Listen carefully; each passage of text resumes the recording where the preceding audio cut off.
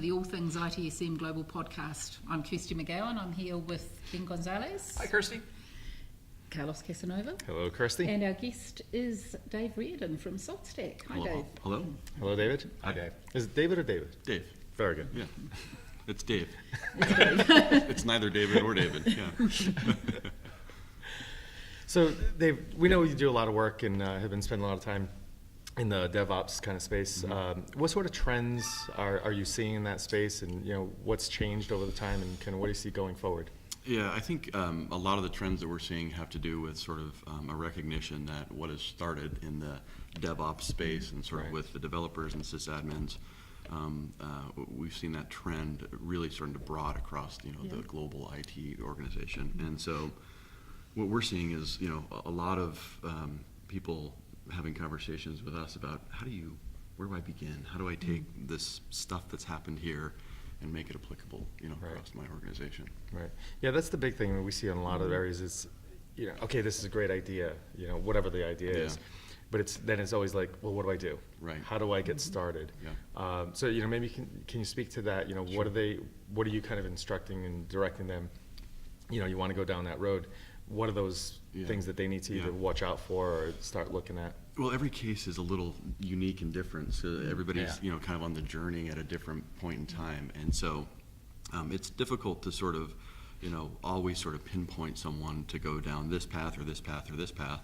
What we try to do is talk about sort of flexibility and extensibility of things that you are thinking about as it relates to tools and processes that you're putting in place. So if you're going from a dedicated data center to a more virtualized environment to then cloud and hybrid, how are you going to sort of operate in all of those different areas and still have, the flexibility of that thing that you started out with, which was the goal of fast, quick, agile sort of processes. Yeah.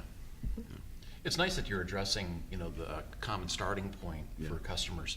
What are the misconceptions that you end up having to deal with to get people out of their own way and to get off on the right foot? Yeah, I think the biggest one that we come across is sort of a follow-on to my first statement there is that you kind of have to know where you are as an organization first to be able to even say, okay, I'm going to jump off the ledge here and get into this.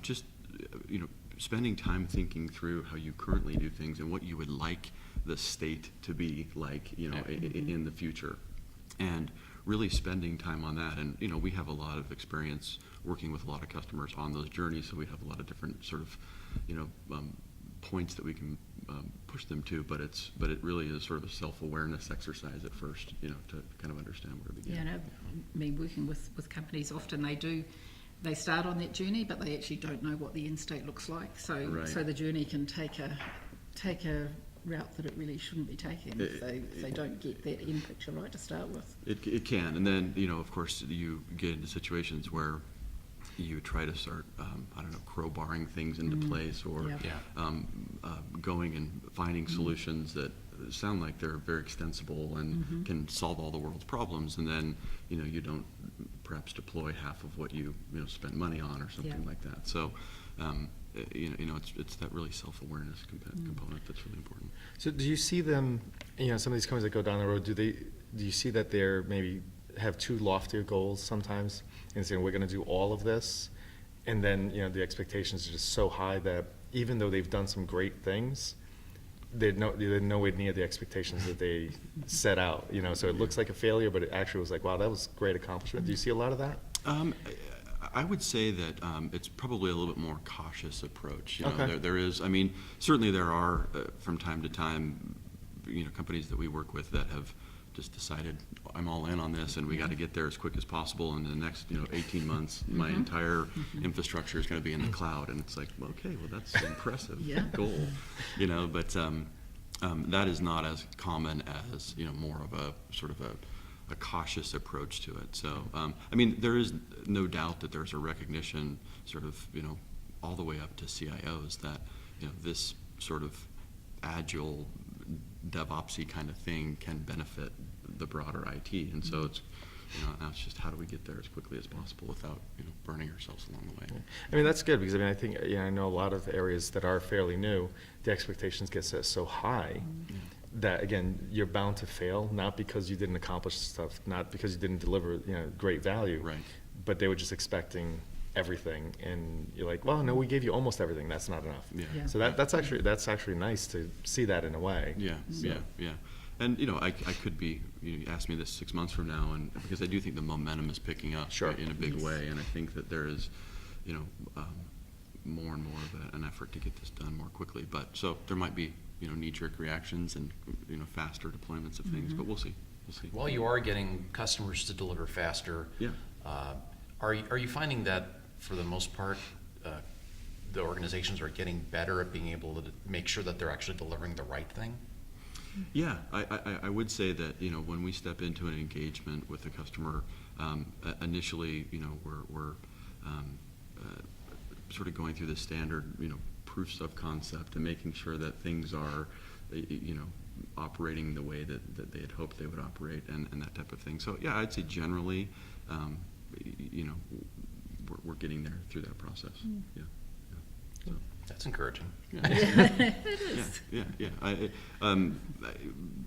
Like I said, very rarely do we have someone that comes in and says, "Hey, SaltStack, we need you to now, manage our entire, infrastructure," which we'd love to do, but at the same time, So, we talked about some of the challenges. So what are the challenges you see kind of, the 6 months, a year out? What are those big challenges that you see some of your clients in the industry, in this space that want to go there, running into? Yeah, I think that, again, going back and I think customers need to do the self-awareness exercise first, understand where they are, and then go out and start talking to vendors like SaltStack to sort of figure out how we can solve those problems. Because there's a lot of talk about automation, there's a lot of talk about DevOps, there's a lot of talk about orchestration. All these words are everybody. You walk around the ServiceNow conference here, and every booth has those words in it. So when you walk up and you want knowledge from someone, you better have that sort of self-awareness of what you want to try to accomplish. So,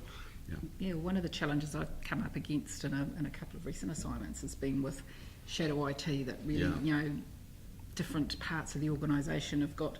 I mean, in one case, it was contracts with the same two different parts of the organisation having contracts with the same vendor, and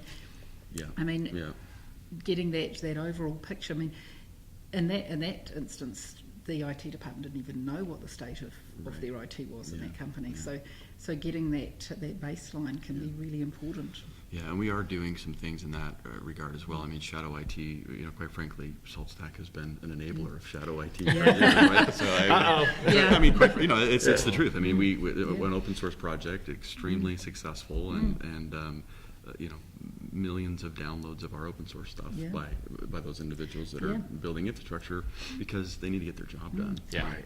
But we realize the pendulum swings, and we're doing things as a company to make sure that we're bringing that, not sacrificing the speed for, control, but we're living both worlds. I mean, in shadow IT too, I see it as almost two different beasts. One where it's a strategic decision by the organisation that they're going to let that be disseminated out to the organisation, and the other one where it's done surreptitiously because they don't want to deal with their own IT capability.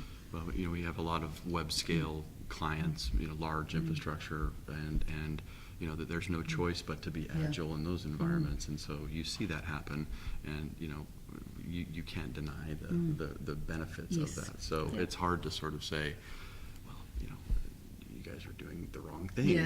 This is not. But there definitely are a lot of reasons for that compliance and control and visibility across what's happening in the organization. So. Well, I think a big part of it is the reason. In my opinion, anyway, the reason that they're doing it is not usually a bad thing. It's because, as you mentioned, they're trying to get things done, and maybe there's bureaucracy or there's things in place. So they're not doing it to be malicious. Right. They're doing it because, I just got to get this done. Yeah. Somebody's asking me to do it. So I think sometimes shadow IT kind of gets a bad name. Yeah. But I mean, I get it from a governance compliance perspective. I understand that. Yeah. But I think we do need to recognize at times that it's because they're trying to do the right thing. Yeah. They're trying to help the business and whatnot grow. So I don't think a lot of people are, losing their job for creating shadow IT kind of problems, because the organizations are benefiting from the work that they're doing. It's speed, it's it's that whole thing. It's delivering that value faster, which is Right. what the business is after. Right. And there are enough. I mean, we the tools that are created that are out there that enable that kind of stuff are, I mean, they're solid, reputable, Right. Yeah. I mean, No, they are. well-known, that you can't hide when you have a community that's behind an open source project. So Right, anyhow. right. Yeah. Excellent. Well, thanks a lot for your time today, Dave. It's been a pleasure Absolutely. chatting to you. Yeah, thanks very much for the time. Thanks. All right. Thanks, Dave. You bet. Thank you, Thank you. Dave. Thanks.